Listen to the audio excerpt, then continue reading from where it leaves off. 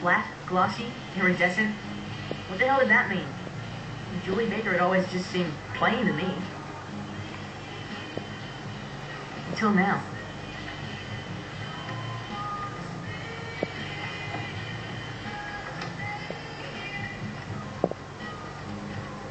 The way she talked about what it felt like to be up in that tree, to be held above the earth, brushed by the wind.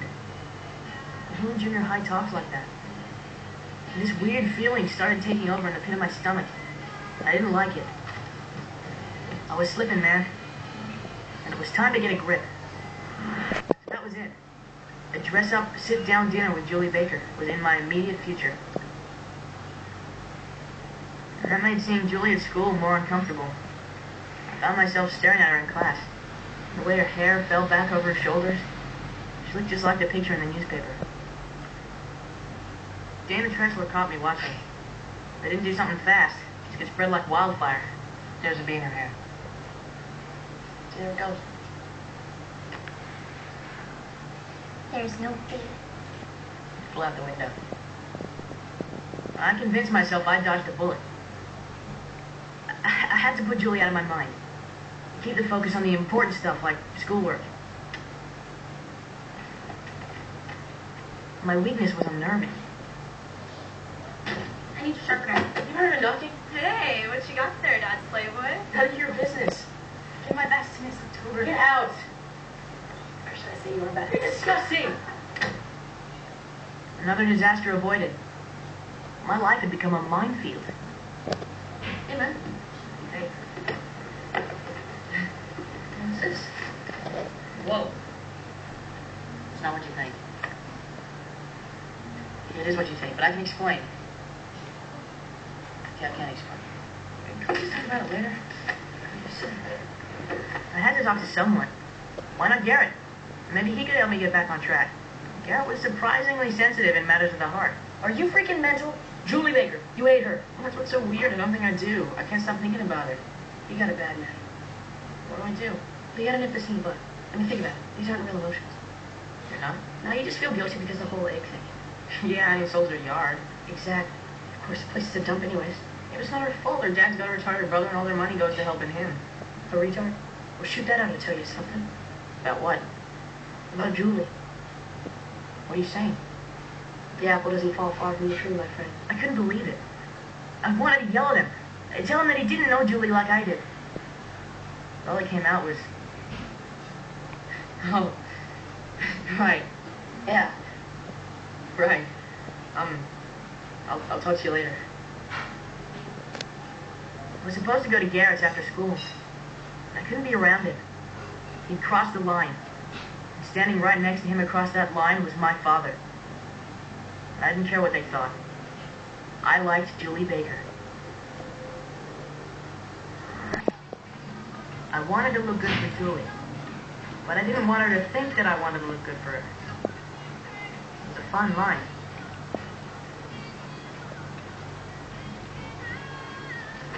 A very fine line.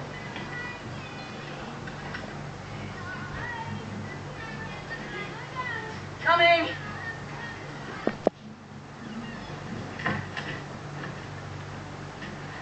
Hi.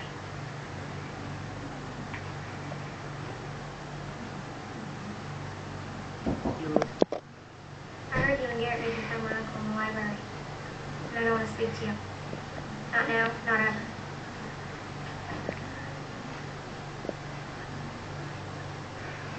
Would require a perpetual motion machine, so it's not possible. Well, if you had 2 opposite charge poles with an equal conductor. Perpetual motion. Here I was dying inside and they were talking about perpetual motion. And how did Julie know about all that stuff? Come on, everybody, dinner's ready. Lynette! Dinner! Julie, can I talk to you? It was wrong what Garrett said. I know it. Well, did you know it was wrong when you said it? Yeah. I wanted to punch him. We were in the library. So instead you disagreed with him and you left.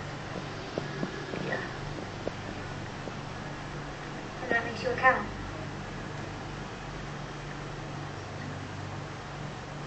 I had to sit across from Julie for an entire dinner. Dad was right. We should have barbecued.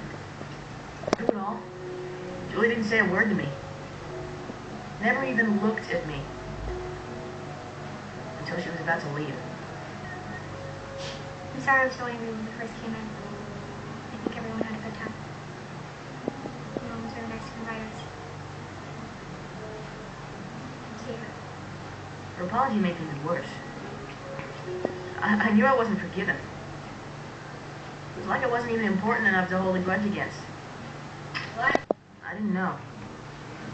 What difference did it make? Julie Baker was out of my life. Or more accurately, I was out of hers.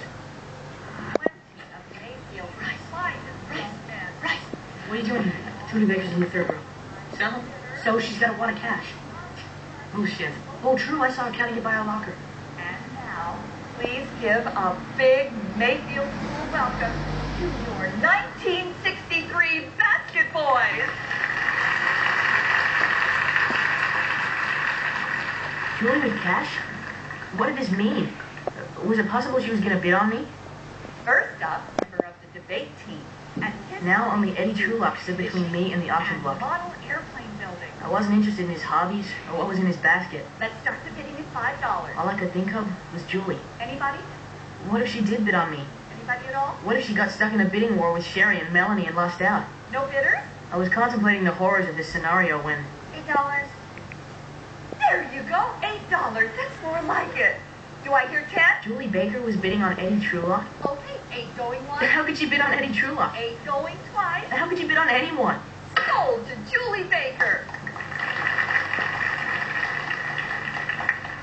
Next is basket boy number 9, Bryce Losky. I knew I was supposed to step forward, but I couldn't move. Step up, Bryce. Don't be shy. Better late than never. It's strange. Here I was, having lunch with the hottest girl in school, and I was miserable. We're going up to the lake. My dad has a cabin there, and we get the most outrageous tan. And I mean... Because less than 20 feet away from me was Julie.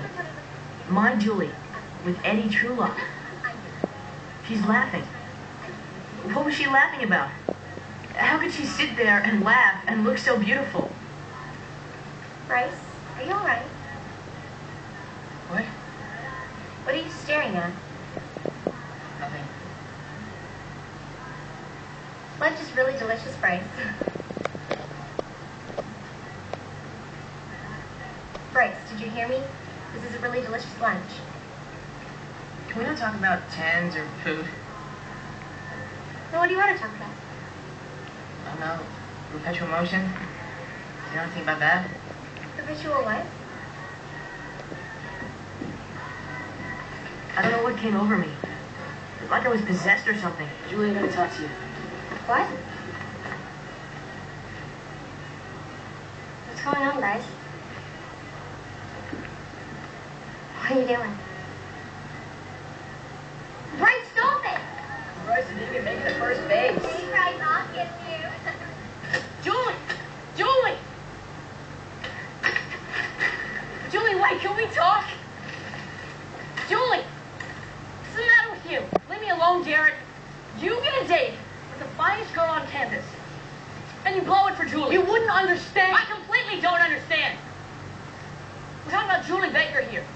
The nightmare neighbor, the know-it-all nuisance, the cuckoo babe. Shut up! Hey, have you flipped? What's the matter with you? You know what? If you're gonna be like this, I don't need the association. Well, good, because neither do I. Yeah, neither do I. As I walked home with the dirty dishes clanking inside my picnic basket, all I could think of was Julie. I realized Garrett was right about one thing. I had flipped. Completely.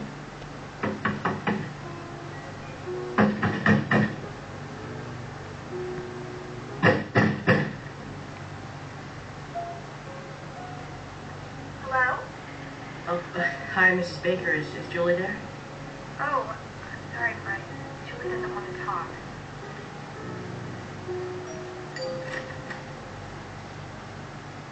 Please, Miss Baker, I gotta see her. I'm sorry, Bryce. But I'm afraid she's locked herself in her room.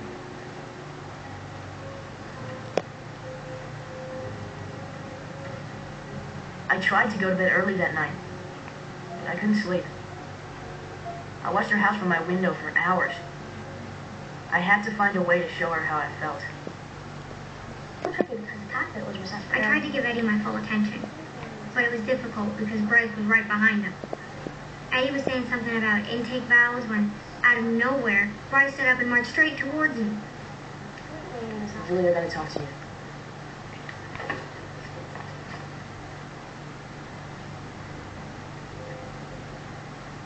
What are you doing? He was going to kiss me. To kiss me! All my life I've been waiting for that kiss. But not like this. Not this way. Bryce wouldn't leave me alone. Kept calling on the phone. And knocking on the door. He even stopped around the house and tapped on my window. Julie, please, I gotta see you. Just for a minute. Why didn't he understand that I just wanted to be left alone? After 2 days, Bryce stopped. And I thought it was finally over. When she walked out of the door, I thought back to the first time I saw her. How could anybody, ever, have wanted to run away from Julie Baker? He looked at me with those eyes. Those once again dazzling eyes. And I knew that Bryce Losky was still walking around with my first kiss. But he wouldn't be for long. As we stood there, I realized that all these years, we never really talked. Do you need some help? Yeah. But that day we started. And I knew we'd be talking for a long time. I bless the day I found you. I